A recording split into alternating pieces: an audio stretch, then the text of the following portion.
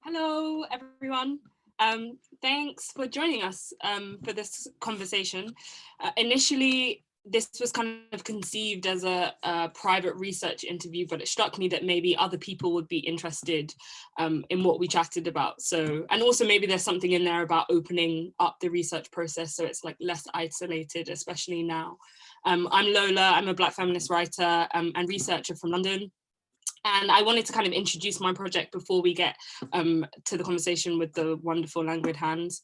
So using a speculative mode and experimental mixed media approach to ephemera, so things in the archive, my project is concerned with the uses of the feminist imagination in the work of Black radical, anti-racist and feminist groups and artistic collectives in the UK. I guess the core argument is that, for me, is that cultural production, the things that these groups kind of say about themselves, the things that they make about themselves are imbued with a kind of imaginative revolutionary potential that tells us something about not only how they deploy their demands, but their conceptions of the future and what they want in the long and short term. I guess I'm trying to map that potential in a fragmentary way and think about encounters between the past and present, and think about how they're made possible through those objects and through the process of making. I'm joined today by Imani Robinson and Rabs Lantico, who make up Languid Hands, who are a London-based artistic and curatorial collaboration. Their work is informed by ongoing explorations in Black and queer studies, Black creative practice, Black liberatory praxis, and queer methodologies. They're currently the Cubic Curatorial Fellows, presenting a program entitled No Real Closure, which showcases the work of 5 Black British artists in exhibitions, alongside programming and the establishment of curatorial tactics, a network of Black curators. Just to introduce them individually, Imani Robinson is an artist and interdisciplinary writer who has presented work and facilitated projects internationally. Their practice combines performance, oration, collaboration, poetry, and critical theory, exploring themes of Black geographies, the afterlives of transatlantic slavery, abolition, and radical resistance. And Rabs Lantico is a filmmaker, programmer, curator, and DJ. They were a leading member of the Sorry You Thought Uncomfortable collective from its inception in 2014, and a curator in residence at Lux Moving Image in 2019, developing a public and educational program around Black liberatory cinema. Their first solo exhibition, Where Did We Land?, an experimental visual essay exploring the uses of images of anti-Black violence in film and media, was on view at Lux in summer 2019. So thank you both for talking to me today. I guess I wanted to start by kind of giving some context on why I named this talk Radical Topologies and what topologies are.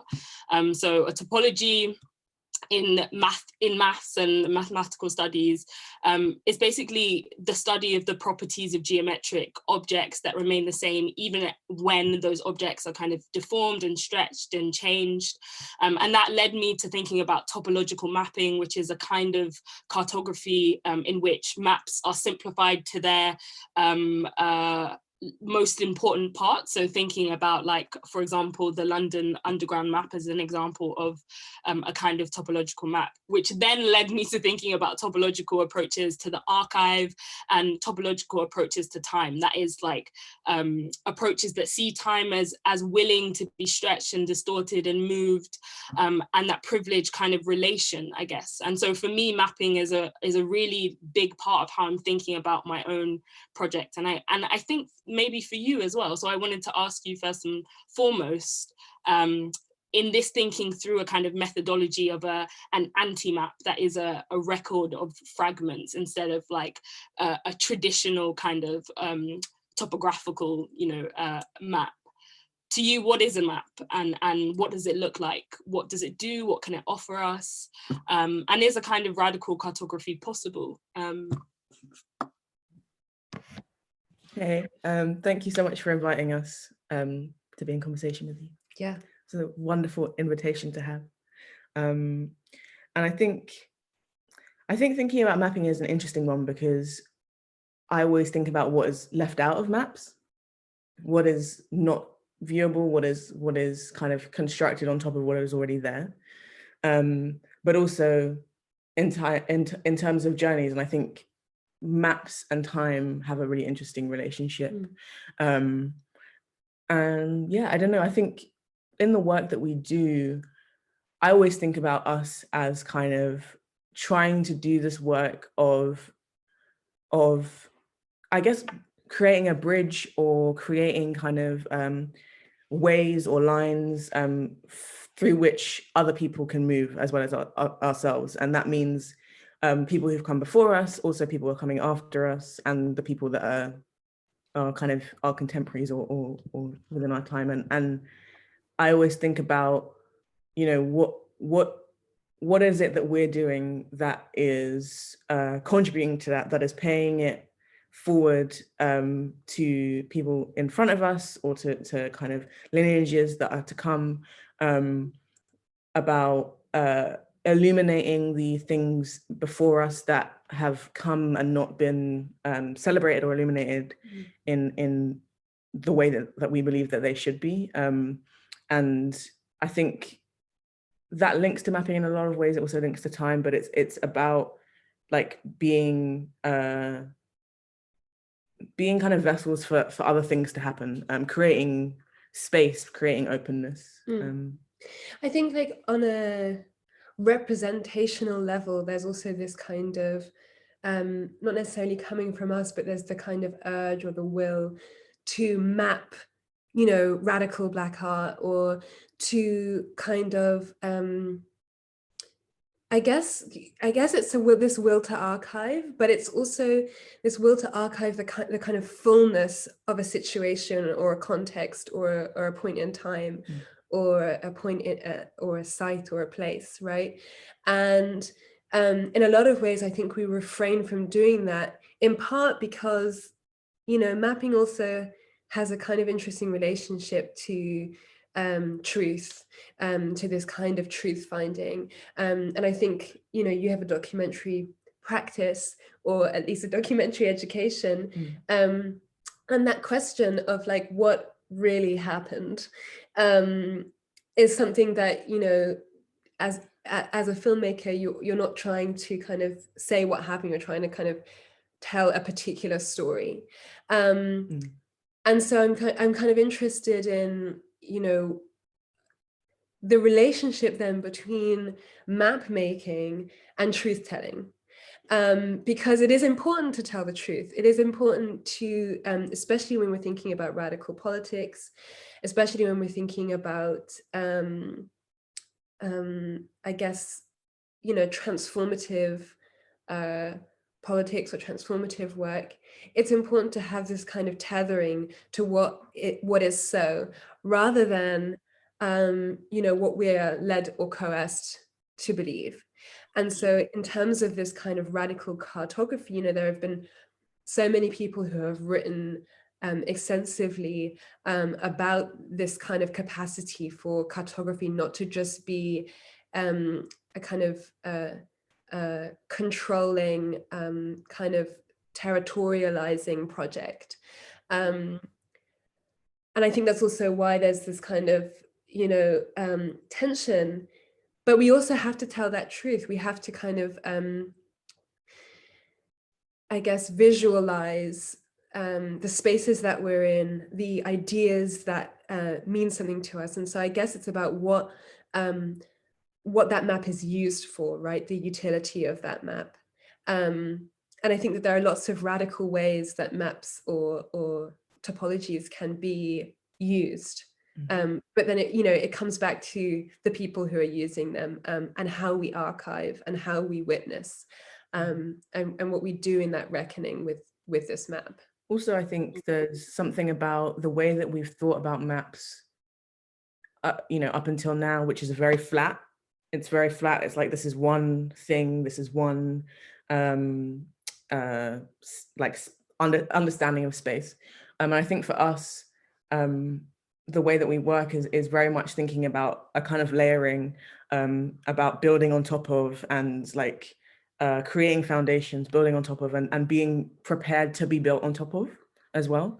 To, you know, being I don't know, I'm constantly aware of the fact that, like, you know, we're doing this work, and, you know, particularly at the moment, there's like a lot of interest in this work. But I don't know if I'm doing it necessarily for myself or for ourselves, or for it's also to be built upon. And in my kind of film practice, I'm always talking about this idea of a radical Black cinema. But the reason that I'm thinking about it is because I'm thinking about the gaps that were left, and the ways that has meant that history can't be built upon, particularly, like, you know, the films of the 80s, the Black British films of the 80s, which created this incredible kind of experimental, radical way of working, way of thinking. But because those films have not been made accessible, and you know, institutions have stopped that from happening in various ways, there's just not this lineage of this kind of work. It's not being built upon. It's not being kind of grappled with in the way that would mean that it's really being pushed forward. You know, co-option happens, and all of these things happen that inhibit that. And I'm really interested in being like a bridge for that to happen, to know that I'm not necessarily going to be making the films that I'm dreaming of, but someone may be, and I want to make that that opportunity possible through the work that I do. And I think we try and do that as well, as Languid Hands, in terms of curatorial practice as well. I think also, from what you said, I think it's this idea of placing yourself against chronology, right? Like the aim of the map is to not provide a full picture of what is going on, and that's especially impossible if you come from histories of erasure, right? I'm really interested in this idea of like gaps and absences and what's missing, because for a lot of us, our history is constituted in those gaps, right? And so we're constantly on the back foot, attempting to rediscover things that, you know, we're told aren't there, but really are, in a way. And I've been thinking more about kind of working against chronology, or doing research against chronology, in refusing to create a kind of neat little timeline that tells a story of a certain period of time or a certain kind of history. I'm interested much more in fragmentary engagements, because for me, that is how you map encounter. And I wondered, for you, what does fragmentary engagement mean in terms of your own curatorial practice, your understandings of histories, but also your understandings of the archive, right? How do you deal with the archive as this space that is, in ways, a record, a not record, a graveyard, you know, a mortuary, as Hartman calls it? What do you do with that? I think, yeah, I mean, archival practice is kind of central to both of our individual practices. And also we're really concerned with making sure that our work is archived, and like are always trying to think of new ways to do that. For me, like the spaces are intriguing. And I think we've been told so much that we need to have this kind of linear Black history. We need to fill all the gaps. We need to, like, you know, construct history in the way that the colonizers have constructed history. But I'm much more interested in those gaps, in those fragments, and in what they can generate. I think that, like, Hartman's methodology in terms of critical fabulation, like, that is so exciting to me, to kind of speculate about what may have been before, to have space for emotion and feeling and redress, and also like, you know, one person sees something one way and the other person sees it another way, and that's okay, and that means that there's a gap, that means there's a missed something. And I think if we approached the archive, if we approached history, if we approached our work in that way, it would leave a lot more space. I think there's a lot of, you know, attempts to map, to chart, to draw up, particularly the history of Black British art. We're kind of always trying to get it down and be like, this is what happened, which is important. Which is also like, we were here, yeah, you know, because it's this fighting back against something, a map that was created without, that actually absents us. Yeah. And exactly. Doesn't leave sort of, you know, room. And I think also, though, it's important to think about all maps, all histories, as fragmentary, and maybe, you know, maybe we can unpack what you are thinking about in terms of that word and what you mean by it. But there is no history that is not fragmented, even by those who are, you know, tasked with writing it. Yeah, tasked with writing it, or seemingly, very much in control of the narrative that they're telling, and where they want to leave those fragments and absences. But I think that we also make that choice, and I think that maps themselves, if we were to tell a story about a particular temporality, about a particular space, and make that be a map. I feel like some of those histories are important to tell, and we don't have to tell it in this kind of linear narrative, this linear temporality, and in that sense, which is against chronology, then maps can be much more expansive than this idea of this timeline that has to be a linear timeline, and so also, yes, we are interested in archives in our work, and use them a lot, but that's not necessarily the same thing as saying, I draw on history a lot, or I draw on the past, and I think that we in some ways, after an engagement with Black studies, or after a real reckoning with transatlantic enslavement and its afterlives, it's actually quite difficult to think about or to make associations, or to kind of map anything in a kind of purely strictly linear way. Because we know that when we're going into the archive, we're also learning about right now. And not in a way that the historians say, well, once you understand the past, you'll understand today, but in a kind of much more intimate way of saying, this fungible character, this, living person, who was not, if we're thinking about enslavement, who was not allowed to be a person, is not like a relic of the past. And I think so our engagement is also different in that sense, because our understanding of time is different. And I wouldn't say that we have done enough reading or enough experimenting with time. I'm thinking of Black quantum futurism, Rashida Phillips. I'm thinking of so many kind of ancestral kind of practices, indigenous practices that were not tethered to this way of thinking, that are also are not tethered to this way of thinking, that are living and coexisting right now. So yeah, just complicating the I think also it made me think, when you were just talking, it made me think about a couple of things, one of which is just like a funny anecdote, which is one day in lockdown, I had a bit of a realization that there's no reason why the idea of North and South is up and down, except for European colonization, right? The world could be the complete other way around, and I think that's a really interesting But also what even is the other way around? Exactly, when there's gravity. We had a moment, lockdown kind of moments, but that was one thing that came up for me. But also Zinzi Minot's notion of ancestral interference that she's written about, that kind of accompanies her film Fidem, which you should watch, Fidem 3.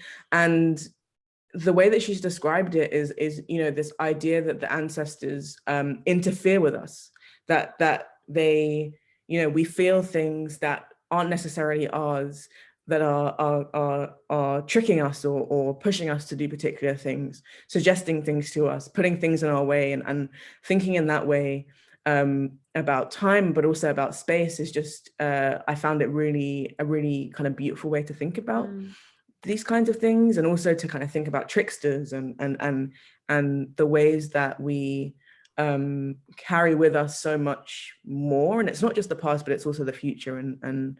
I've kind of, since watching that film and reading that, I've really sat with that notion quite a lot. And I think it's just extremely profound, but also, it really resonated with me.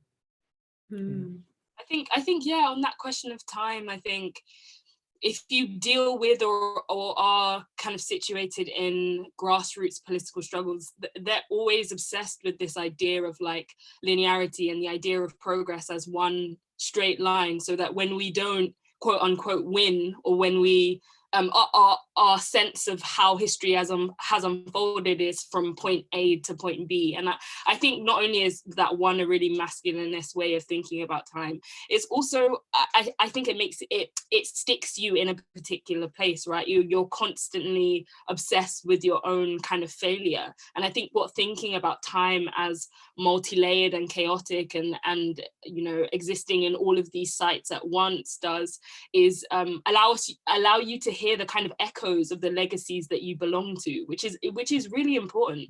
I think constantly when I'm doing work, people always ask me like, how do you stay positive and how do you stay like not wanting to die, basically, in this world that's so miserable? And for me, it's like thinking about time as cyclical, that I don't see it as depressing, that we make the same demands, right? Because we do so with an aim, we do so to build the worlds that others will come to afterwards. And I guess in that way, I wanted to ask you how you understand your practice in the legacy of a very contested Black arts movement in the UK. Like, what is your understanding of that historically, and how does it inform your practice? Do you see yourselves as belonging to that legacy? Are you aware of it? Do you want to discard it? Do you want to shed it? I think for me, I was really privileged in my upbringing. I grew up with an artist mother. That means that I grew up in spaces like Innova. I grew up, you know, playing with Maya, Sonia Boyce's daughter. Like these were people who were, you know, in my life throughout. And I think, you know, while my mum is not necessarily a part of that particular the space that they would say is the, you know, the 80s kind of art space, you know, what that upbringing gave me was a sense of place and a sense that this work isn't not for me. I've always felt comfortable in art spaces because I've been able to access art spaces that are for me. I've been able to kind of grow up with, like, surrounded by Black art, surrounded by people who are making, who are thinking, who are writing, and you know, that I consider that a great privilege, and I think that means that in the work that we do, and you know, Barbie's a mentor to you as well, in the work that we do, we don't have a sense of like, oh, should I be here? Are we doing this the right way? Like it's we can do it how we want to do it because we are part of like hundreds of people who have paved this way. And I think that that's something that's really key to how I see the world. And it's also key to how I think about passing it down, because I know that that's a privilege, and I know that I can create opportunities. You know, I'm 25, but like I've done some things where people have been like, you talk like you're like a lot older, like, and people who are older than me saying like, why do you feel so comfortable? And it's because I've been taught to. And I think, you know, the Black arts kind of movement of the 80s, it's so contested and complicated, and there's so much like internal politics, and there's all of this stuff that's just so much to deal with and so much to reckon with. But you know, I don't think that we're beholden to that legacy. I think that we build on it, and it's for us to build on. It's for us to push forward. It's for us to repeat the same conversations if they need to be repeated, to bring up different ones, to critique, to really move with. And you know, we're really privileged to know that. And I hope that, you know, we can bring that to the fore as much as possible for people who haven't had that access. What about you?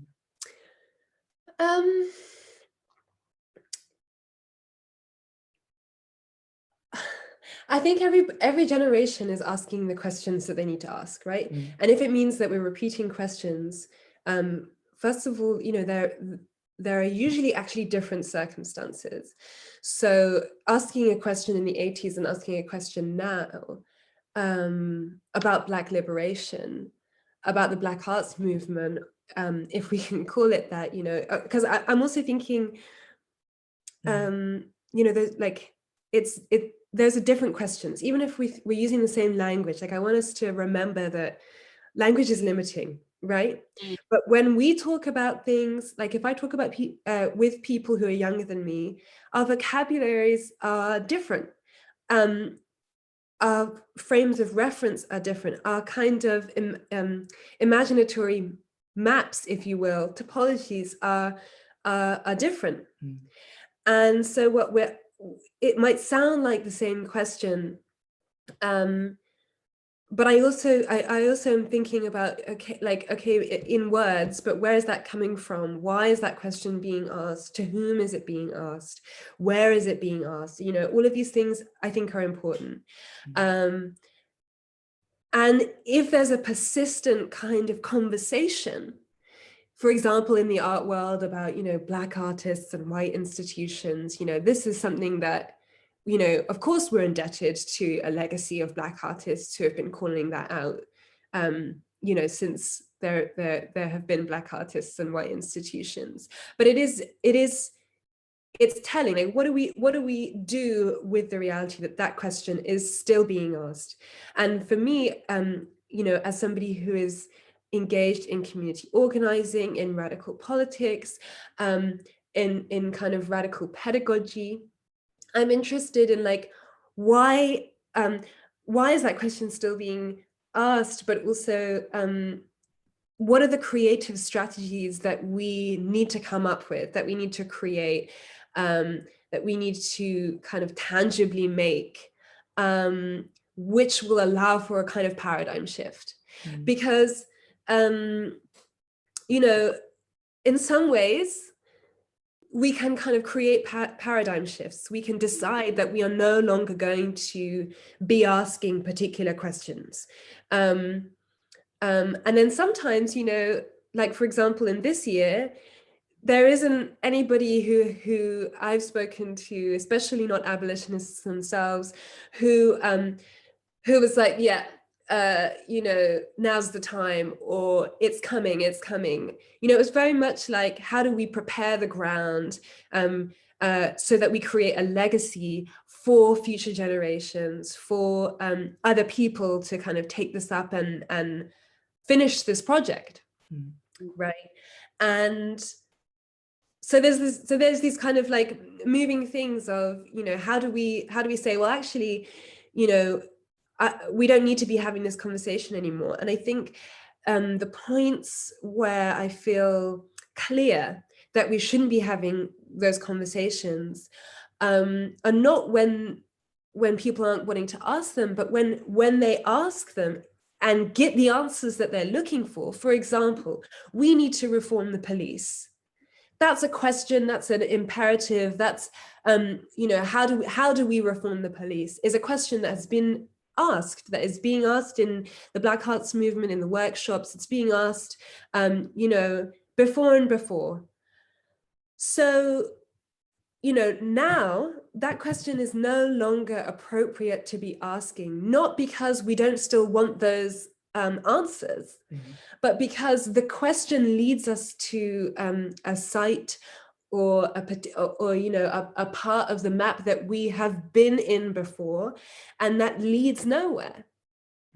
That leads us right back to where we started. And so I think that there's, you know, maybe the white institution Black artist conversation is there too, and we need to start thinking, but there is something that we can benefit from in making the institution a less hostile place, the art institution.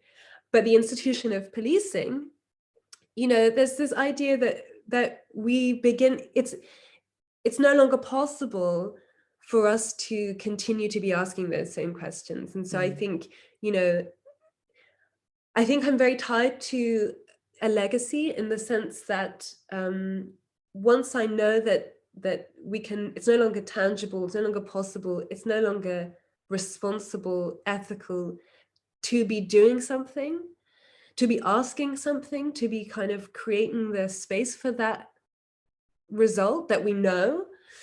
At that point, you know, I want my legacy to be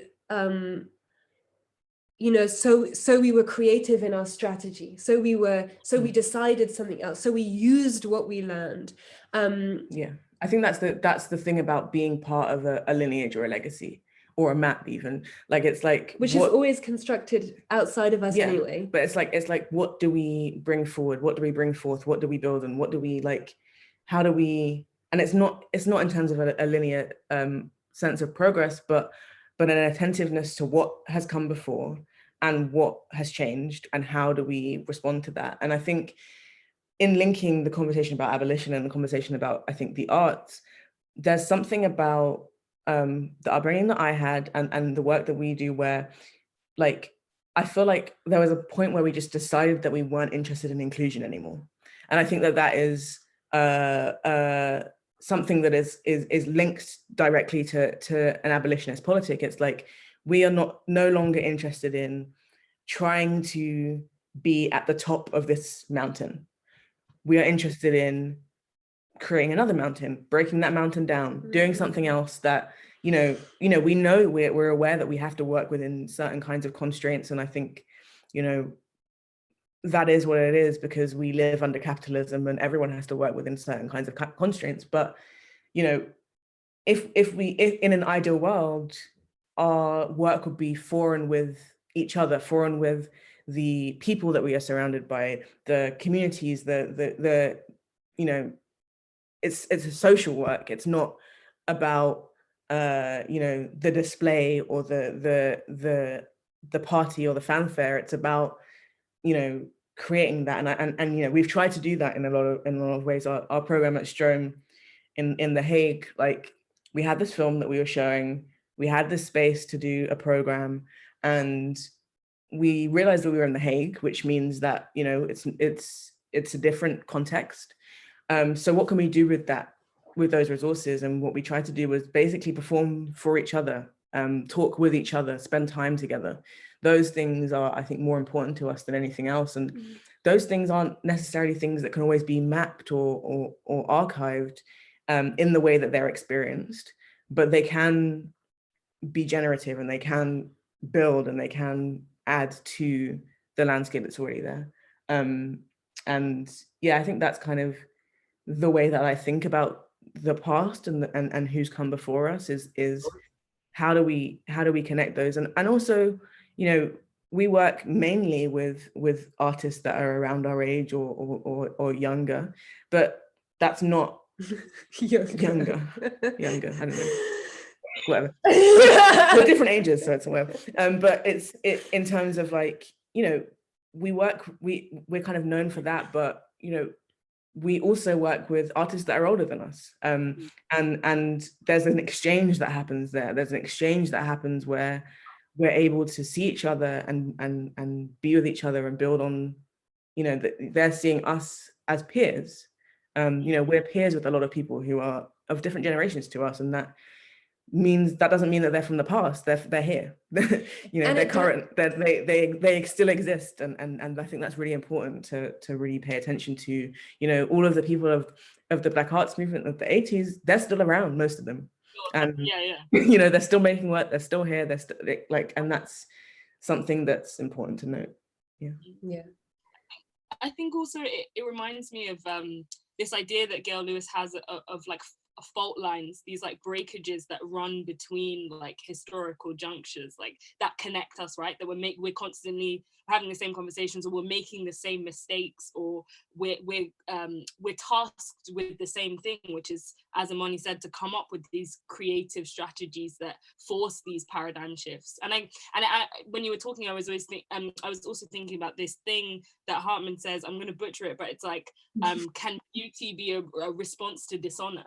And that makes me think, so often there is this false divide made between, a materialist kind of politics and an art making practice, as if an artistic demand isn't already a political one in some contexts, but as if like you can neatly kind of separate the two. And I think I see in your curatorial practice the ways you're linking up your thinking, so that the grassroots political consciousness that you're creating and that you're inhabiting then goes on to affect the process of art making, I guess. And I wanted to following that, I guess I wanted to ask, what are then those, what is the machinery of exploitation, or the systems of oppressive systems of social organization that infect or affect the contemporary Black arts movement as you see it? You know, what was possible then that is no longer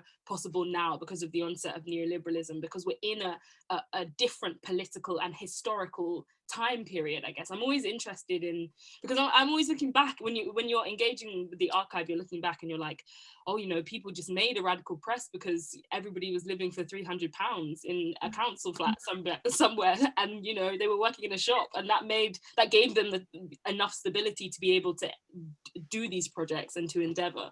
So I guess, yeah, what's your response to the idea of like the contemporary moment and specifically its effect on Black art making as you see it? I think I'm really glad you said neoliberalism. I was talking to a friend, Yasmina Price, who like brought up the word neoliberalism, and I realized that I hadn't heard it enough since leaving university. And like every issue we're having right now is like directly linked to neoliberalism. If you don't know what it is, look it up. It really stresses me out that no one knows what it is. But yeah, I think, you know, that's a function of it. Of course. Everyone knows what individual freedom is. Of course. I mean, yeah, it is what it is. But I mean, I think that you know, we're living in late capitalism.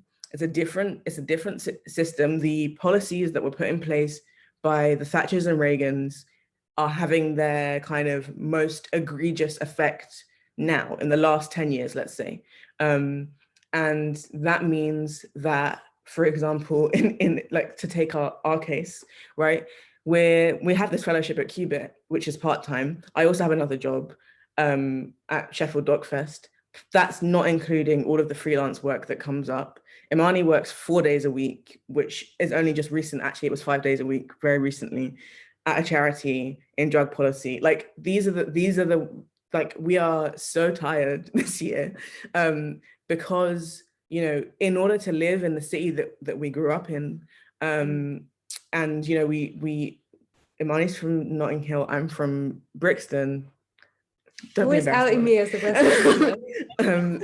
So no one rates West London. I know, but that, you know, that means that, you know, we grew up in historically Black neighborhoods that have been gentrified. Yeah. We can't live in them anymore. We live in Peckham now, which is on the edge. You know, we only just can live here. Thank God. And can I just say, L&Q's strapline is because homes matter. That's our landlord. Which literally enrages me every time.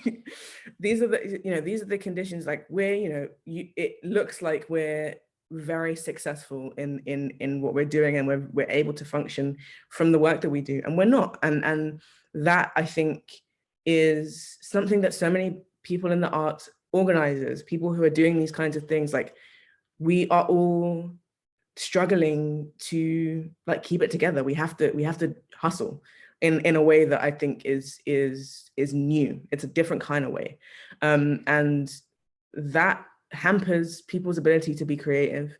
It means that, you know, most of the artists that I talk to, you know, they have no time to develop work.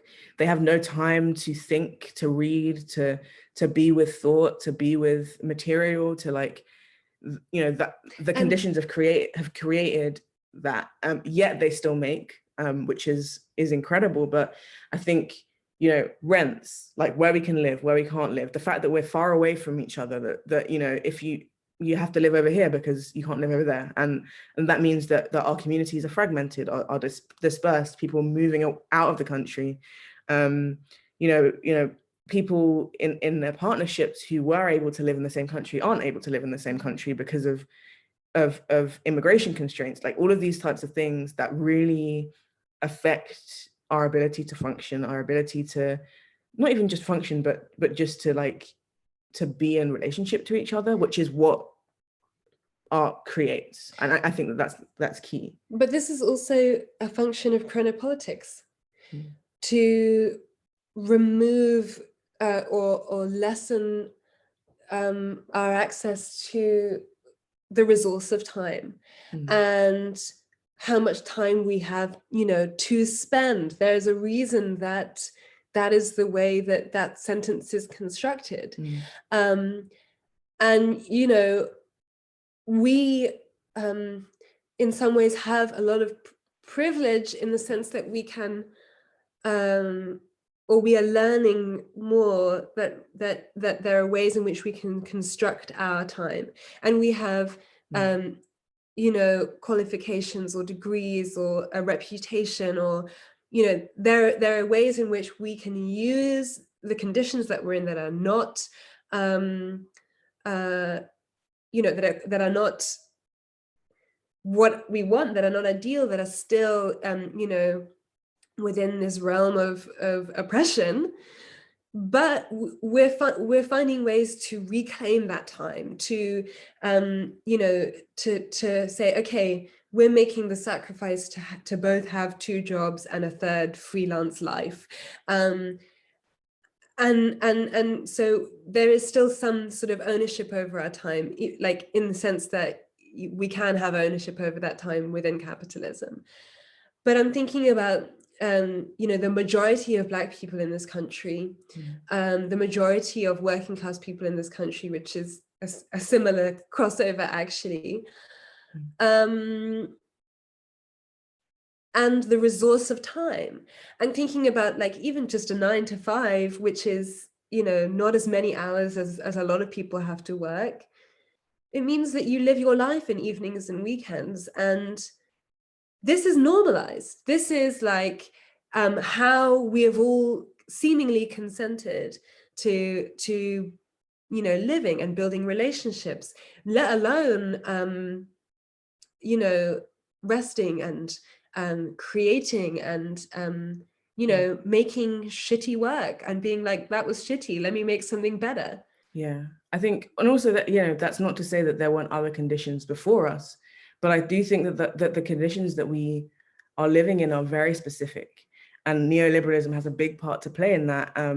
Austerity, the way that we've been under Tory rule for over a decade now, and all of these things that are accumulating. I was the first year of people to go to university that had to pay £9,000. Like, that takes its toll. That I know people who didn't go because of that. I know people who changed their plans because of things like that. These kinds of things, these kinds of policies are really detrimental. And it's not to say that no one else hustled. It's to say that this hustle has particular constraints. It has a particular way of fucking with you. And I think that's people have to hustle in order to survive. Yeah. So of course people have always been hustling, and it is about thinking about the particular characteristics of what it means to hustle, and comparing, or not comparing, but thinking about the hustling that I have to do that other people don't have to do, or the hustling that other people have to do that I don't have to do, and thinking about how I contribute to that or how they contribute to that. And you also, when you're talking about neoliberalism, you're talking about this kind of construction of these individual freedoms. You have to make links to this pandemic and how many people are experiencing an infringement on their personal freedoms, as if they're tangible and real. And I think so what's also unique about this moment is there's this kind of abstracted life that is taking on a kind of different turn, that people are kind of, I don't know, how do we talk about and balance this individual freedom, which yes, I absolutely think that we can be critical of those things and that we don't want those things, and we're building creative strategies, but we also feel entitled to those things, because that's what that there are aspects of our lives that we don't realize are a product of those things as well. And so trying to kind of really build like relationships across language,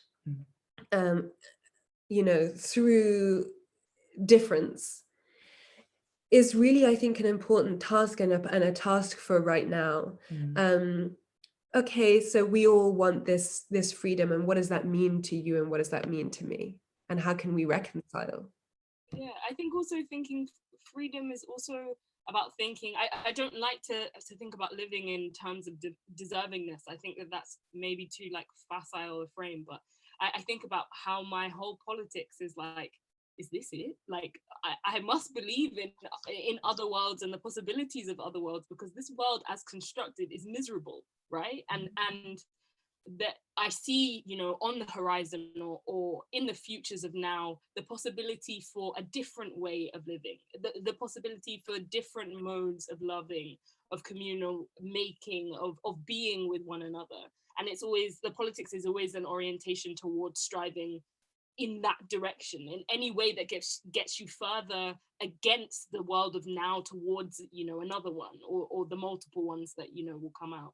I have so many more questions, but I'll try and make my preambles less long so we get to them. I was watching, or I watched Towards a Black Testimony, Prayer, Protest and Peace, which is a piece that you sent and made, and for me it was so moving and so beautiful, but it reminded me of this talk that Tina Camp did, where she said all matter has a frequency, right? All matter emits frequency, and it's about being able to listen to the echoes, being able to listen to that frequency or tune into it.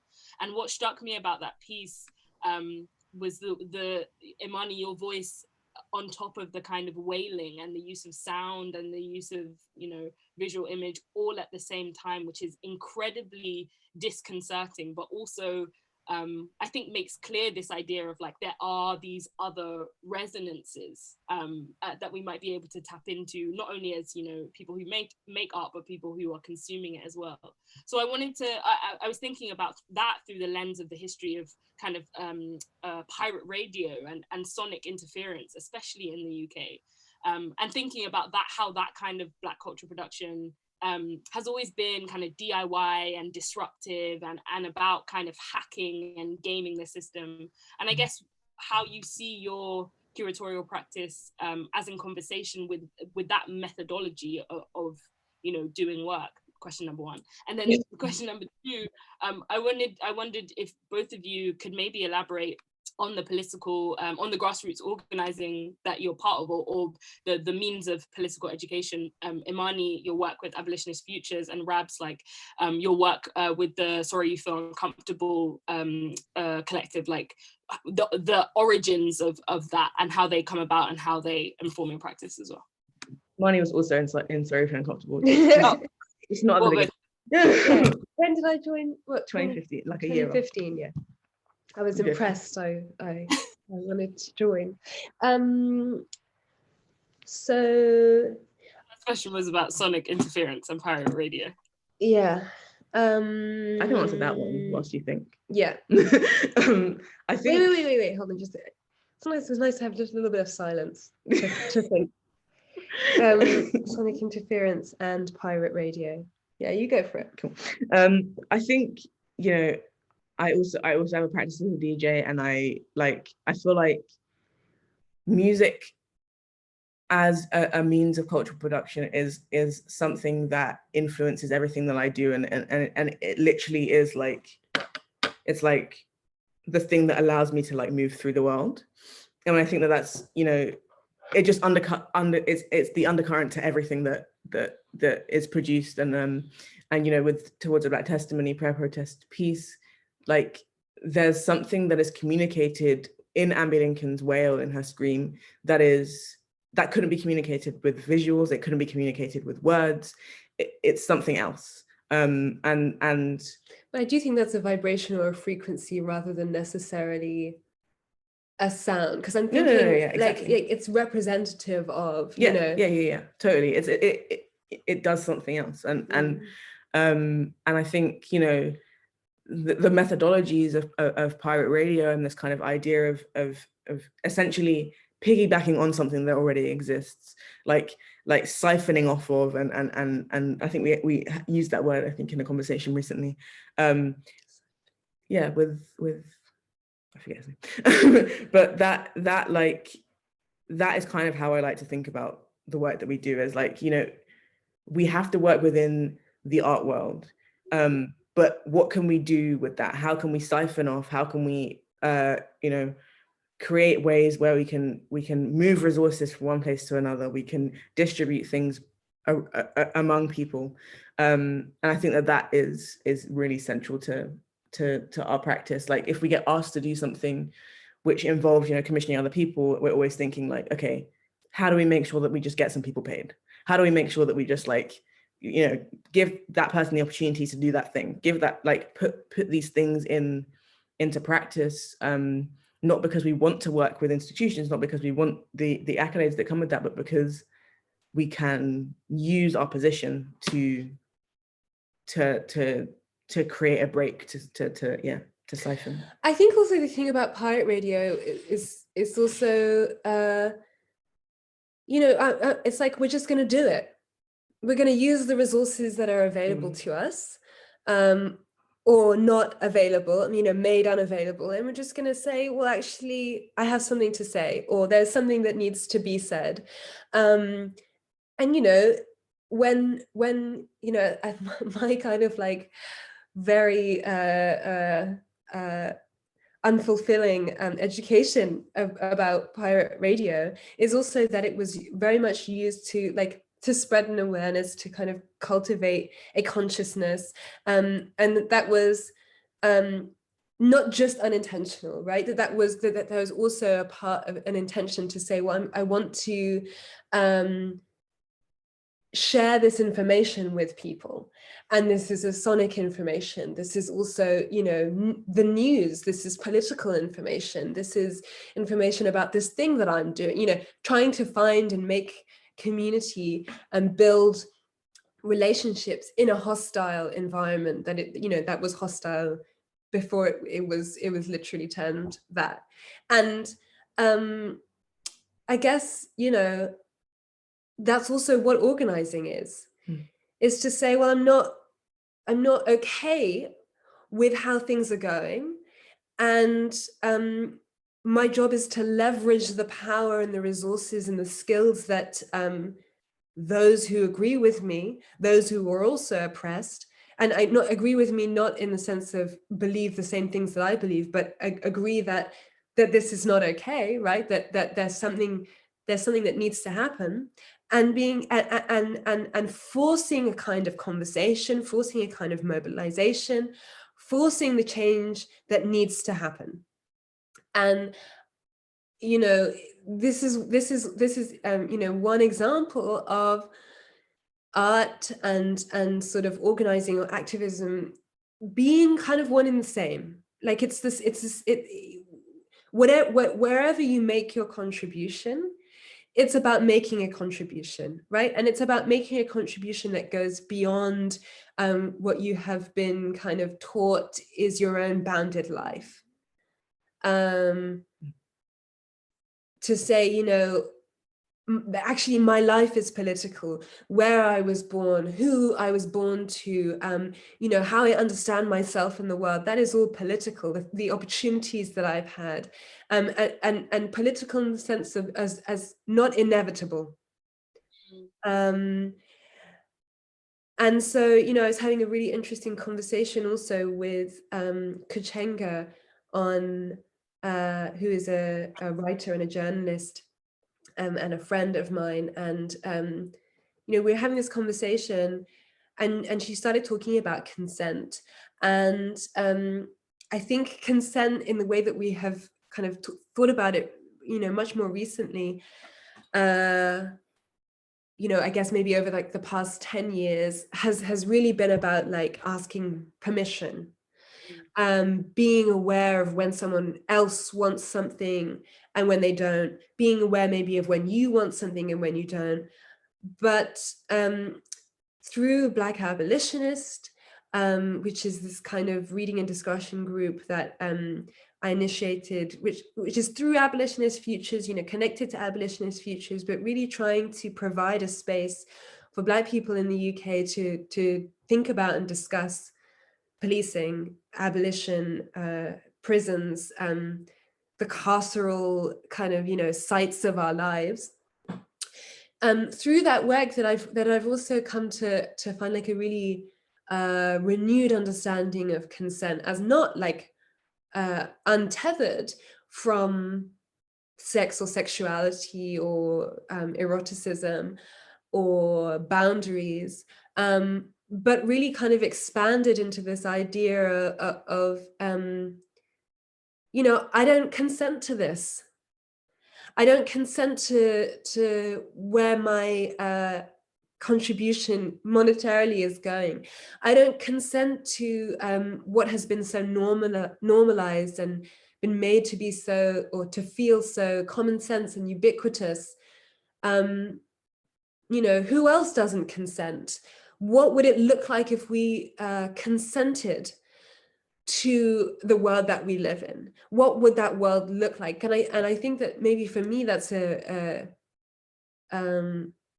not an easier question to answer, but a clearer question than like imagining another world is really like, you know, what do you want? What feels good and right to you? You know, and that helps me to think about what that world might look like. And it also brings it home to, you know, what Ruth Wilson Gilmore talks about when she talks about us having everything that we need for the future already, or for, you know, what's next in the world that we have right now. And that's also a butchered quote, but it's, you know, it's talking about like, yes, let's use our imagination, let's use our creativity, but we have to move from right here to whatever the next step is. And that takes something a little bit more tangible that I think, you know, like dreaming of another world allows for me. Yeah. No. I think also, you know, to like link that to Sorry for Uncomfortable, what Barbie and Teresa kind of created with Sorry for Uncomfortable, with that project, was a space for, and it was a young people's project, was a space for a group of young people to think politically, actively politically, to learn from each other, to speak to each other.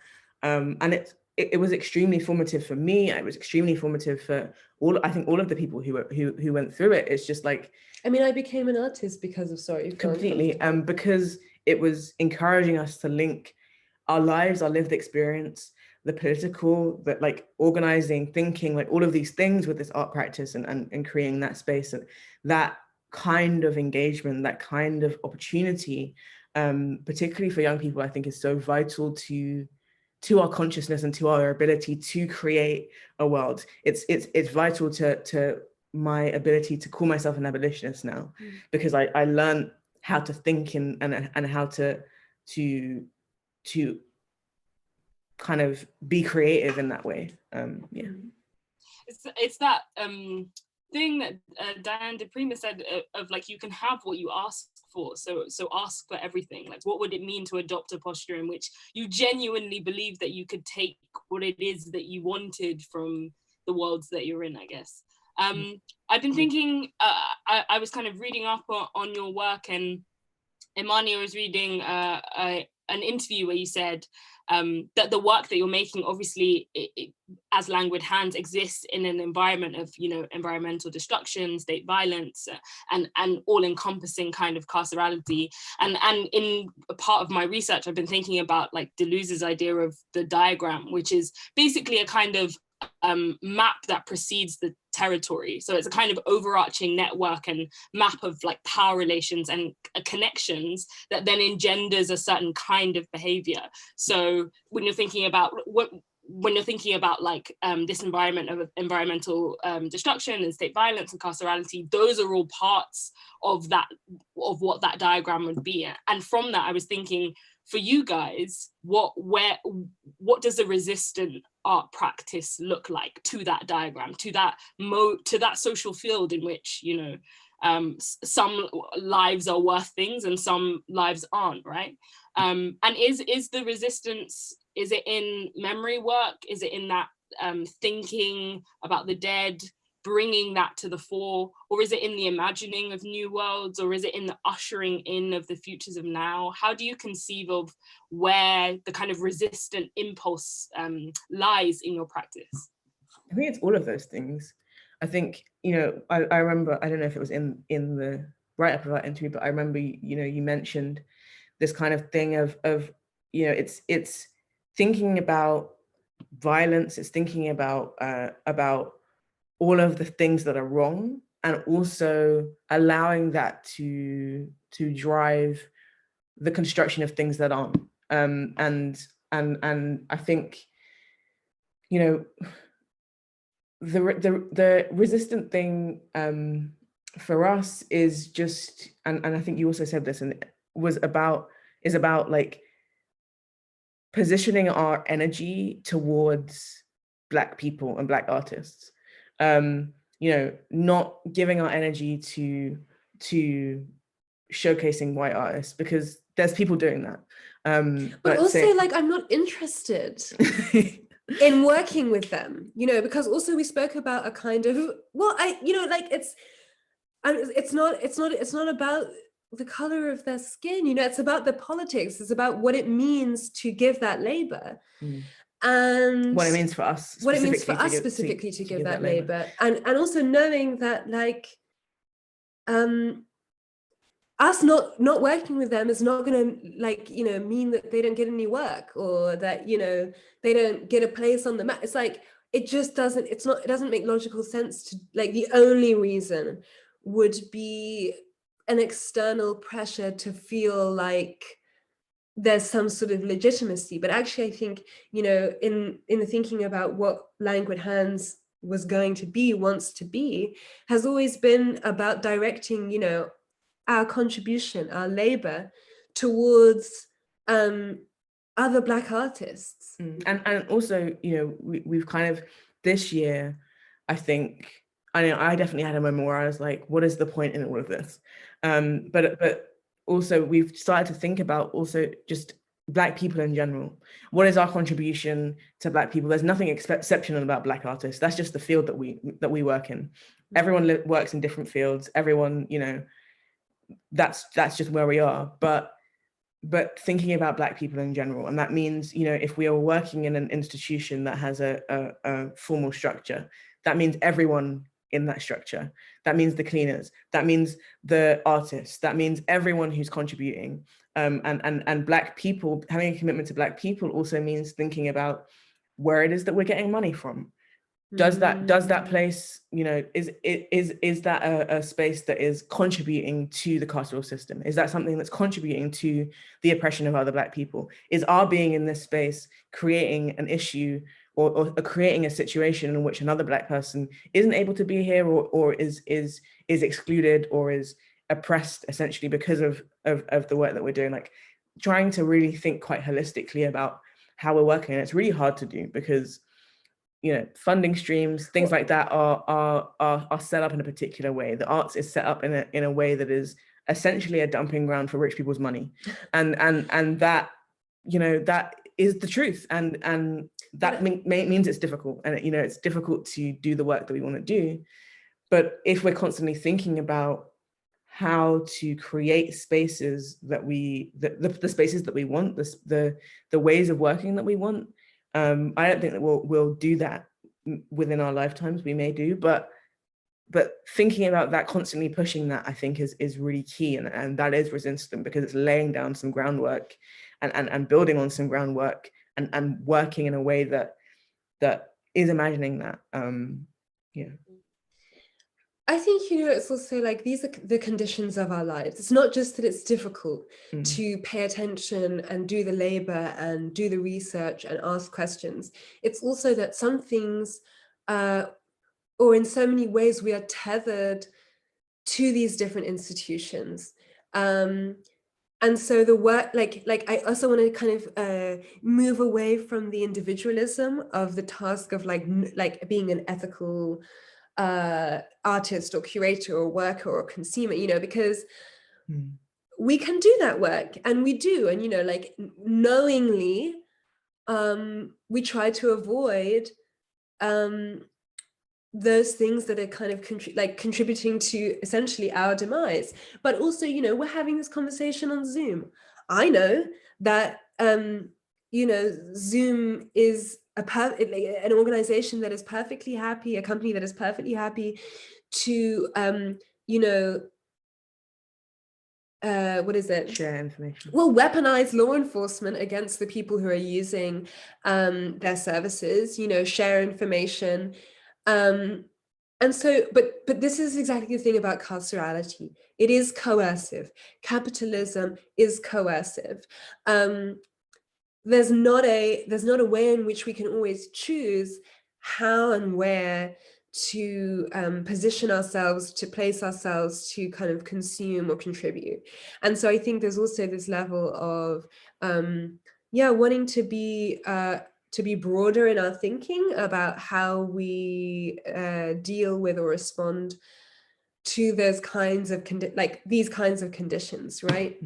Is not to say, well, my only way forward is to never do this again or never do that again, but is also to kind of create the conditions in which those things are no longer possible. So, a lot of people feel, especially like abolitionists, especially early students of abolition, feel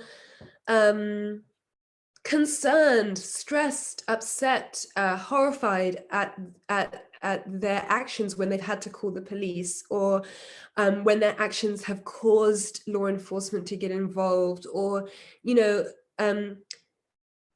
and so I think in that sense, it's also, we have to recognize that we are being put into a situation, a condition where it's easier to see perhaps with capitalism. We have to pay to be alive, to live, to exist. We have to work, we have to move, we have to put in a particular kind of labor.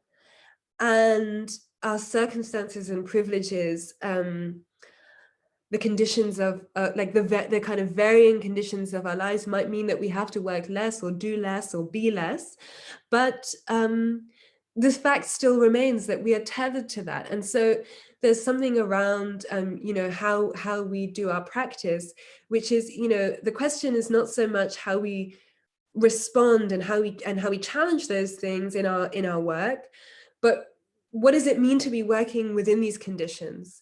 And what is our best contribution in this moment, in the context that we're in? Yeah, I completely agree with that, because I think it's about how your art making or the art that you make is already always a product of the conditions in which it is made, right? So it's, like you say, less important about the product of your making as the example of your resistance, and more about the conditions in which that product is made, I guess. Just to round off, I only have a couple of questions left, but I wanted to ask you both, what is the future for you? How do you conceive of the future? I think often when people think about the future or liberated futures, they think entirely about utopias. And for me, I think utopia becomes a way to say not possible. It becomes like another way to say, oh, that thing that we imagine that we can't ever actualize. And I've been thinking a lot about Munoz's idea of the concrete utopia, which is tethered to historically situated events. It's always ongoing. It's about a process that we are involved in, right? It's like, it's not an abstract idea. So for you, what is the future? You know, how is it connected to your work individually as Languid Hands? What do you wish for it? What are your desires attached to that concept of futurity? I really feel like I think you might have different answers, maybe. Yeah. Well, also just like this year, I've been really like in my future, I am a 70-year-old intellectual who has like all of these relationships with younger people who want Imani to wants like, to be Gail Lewis, basically. yeah. Is Gail Lewis at 70? No, not yet. Maybe. Gail Lewis is the goal. I hope Gail, I hope you're watching. No, but also like Gail Lewis, yes, but also, you know, I've been running these reading and discussion groups about abolition, and you have Angela Davis, you have Ruth Wilson Gilmore, you have, you know, like these are not young people. These are people who have dedicated their entire lives to thinking about these ideas, to sharing these ideas, to developing these ideas, to mentoring our imaginations, our collective, you know, sense. And, you know, I've been speaking to my grandmother, and you know, like I felt a small, teeny tiny amount of frustration this year, that, you know, suddenly this conversation is allowed when there's been so much bullying and so much hostility and violence and aggression towards the people speaking about these things, right? If you think about, you know, if I think about my grandmother's life, there's been so much violence because that's the conditions of our lives. And so being able to, like, you know, just thinking about my life, I'm like, well, I've been doing this for like a number of years, but that's nothing compared, like, for Angela Davis to like go to this protest and still be there and still, you know, basically spend a year on Zoom, telling us, you know, with all of these different conversations, like I want a book of all of the Q&As, of all of the like transcripts, because, you know, like that's not, you know, I want, it's not as tangible or as, I don't know. I just want to be alive and having these conversations, you know, and seeing, watching all of these shifts and being involved in them.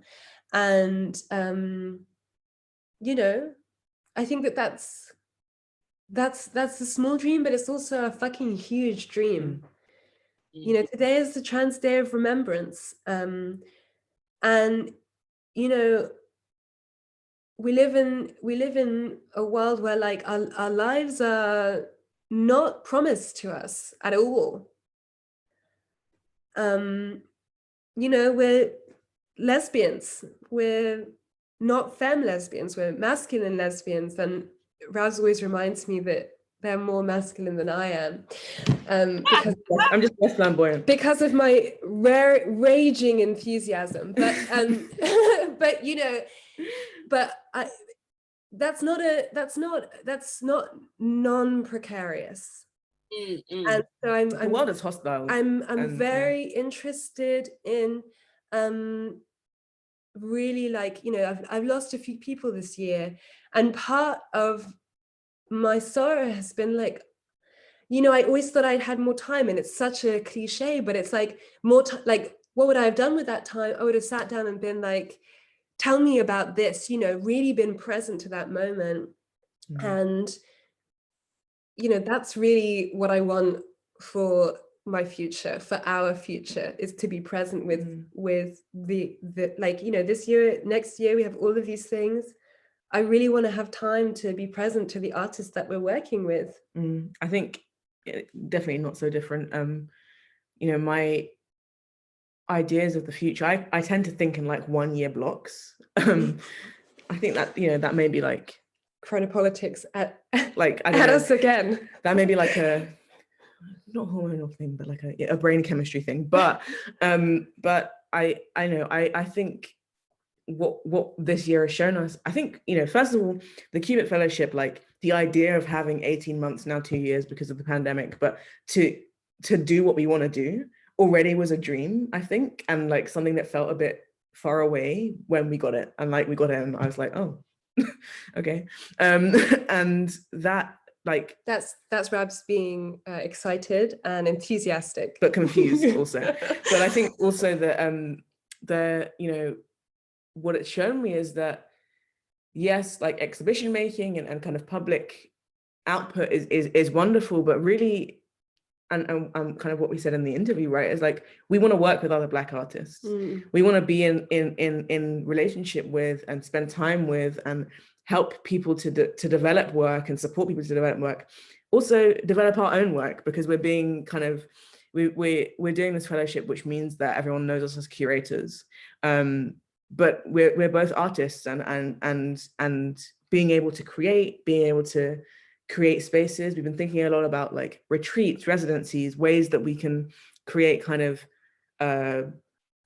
connection between people. Those are the things that I'm really excited to do. But also, I mean, we're already doing that, but also to just drop the things that are not necessarily working towards those what we actually want to do, like when we were talking about the Strom program, it's like the audience was by the by. It was like, we are each other's audience, and this is a space to share ourselves with each other. Yeah, and we cooked for each other. We stayed in a nice house, like that kind of stuff. It wasn't just the two of us. No, it was all of us. It was a lot of us.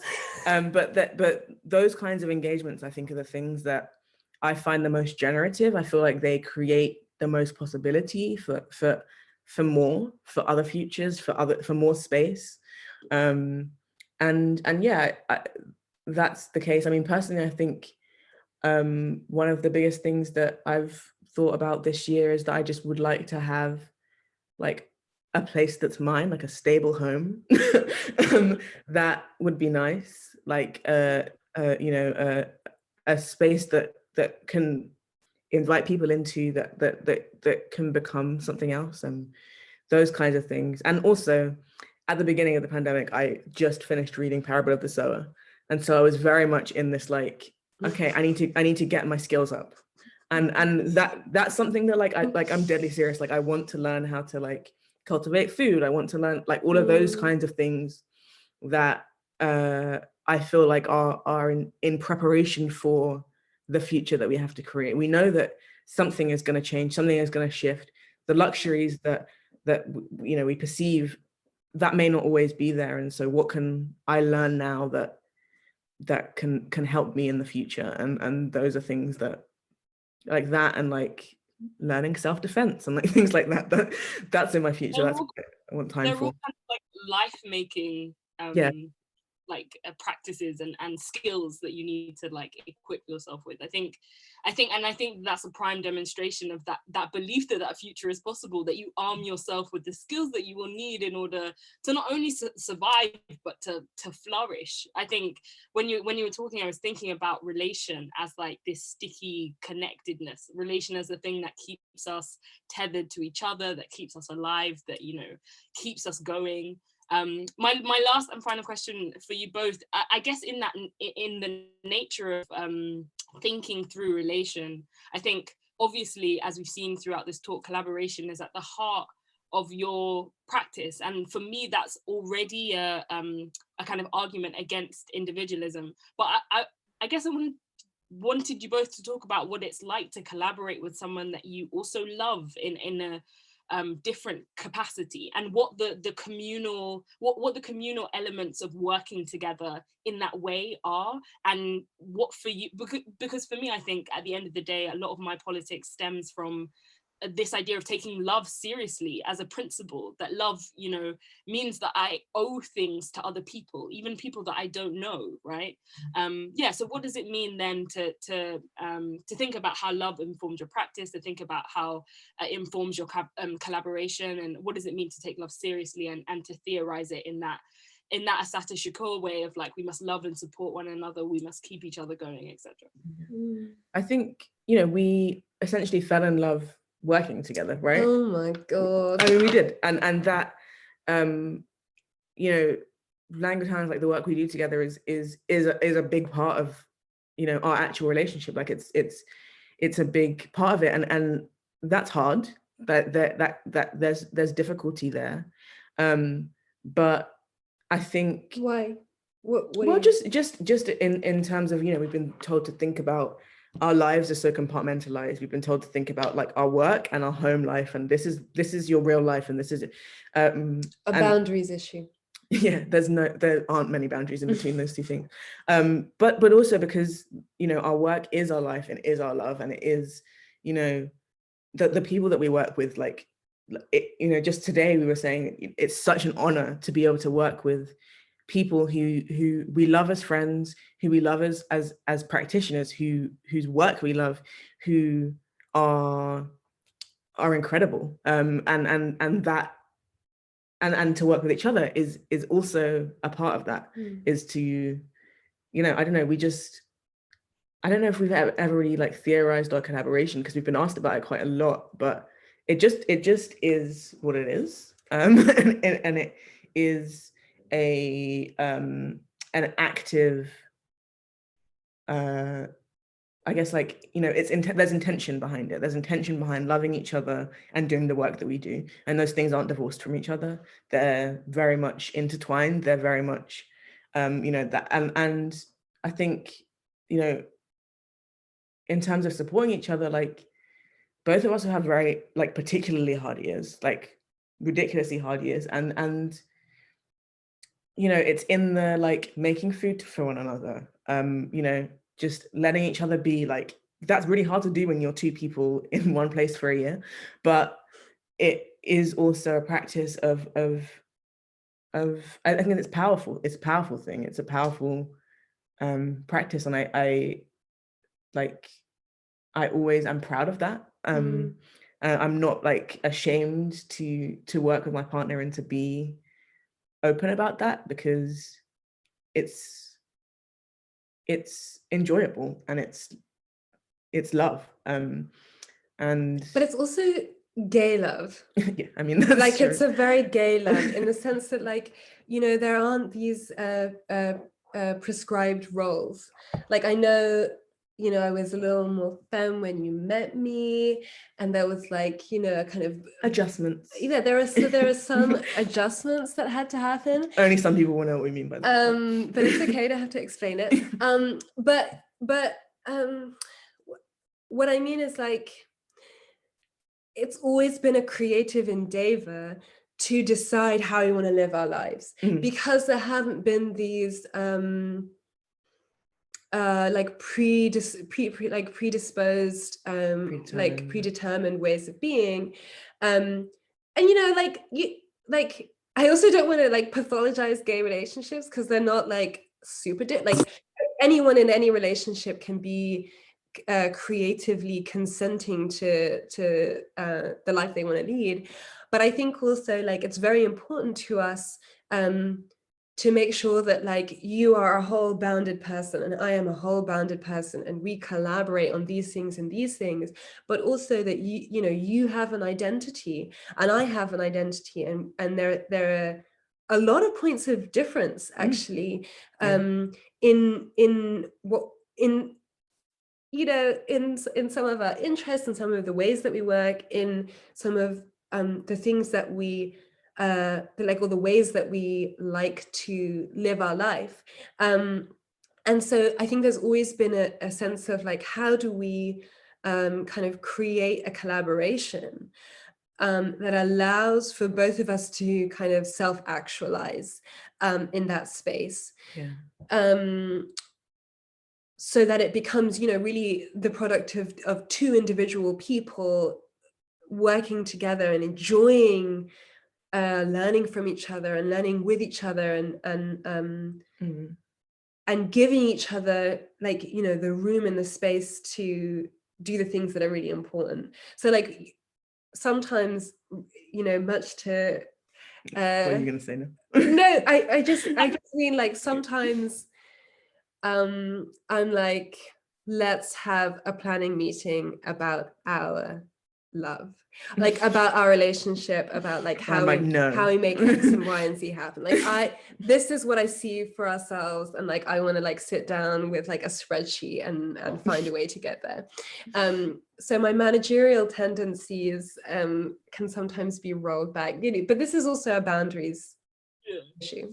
But I think also, you know, it's a cliche, but there's a sense of yin and yang between us, in that like I'm like relatively, like I have a negative kind of brain, like I think I'm kind of doom and gloom sometimes, but I'm also really realistic. I think that's the depression. I think you should have a healthy level of pessimism. A healthy level of pessimism. Imani is a dreamer in a way that like sometimes I find it stressful because I can't dream in that way, but it brings me up. It allows me to believe that more is possible, and I think in the kind of inverse, like sometimes you'll be like over here doing something over here, like a balloon, and you'll need someone to just like be like, you can relax, you can breathe, you can like take a moment, and like it's the anxiety. It's like and it kind of works in that way. We kind of balance each other out in a lot of ways, and give the other person what we need.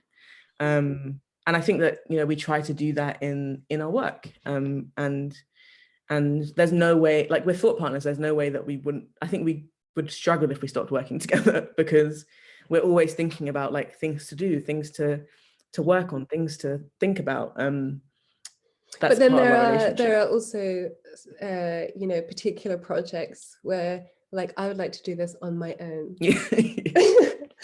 You know, but that's important. Yeah, I completely understand that. And as you were talking, I was thinking about that Munoz quote in Cruising Utopia, where he says queerness is that thing that lets us know that this world is not enough. And I think that is like a kind of perfect summation of what you were saying before, Imani, about like the particular character of gay love. There's something about, you know, being constantly reminded of the limits of this world, the limits of, you know, the ways that we're constructed in loving, blah, blah, that then changes how your relation changes the way that you're capable of loving somebody else, or the way that you organize your love in that sense.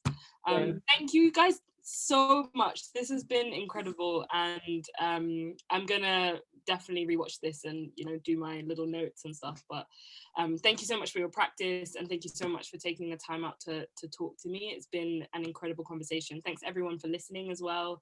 Let me know if you enjoy these, and maybe we can make some more of them public with other people. But yeah, thank you both so much. Thank you so much.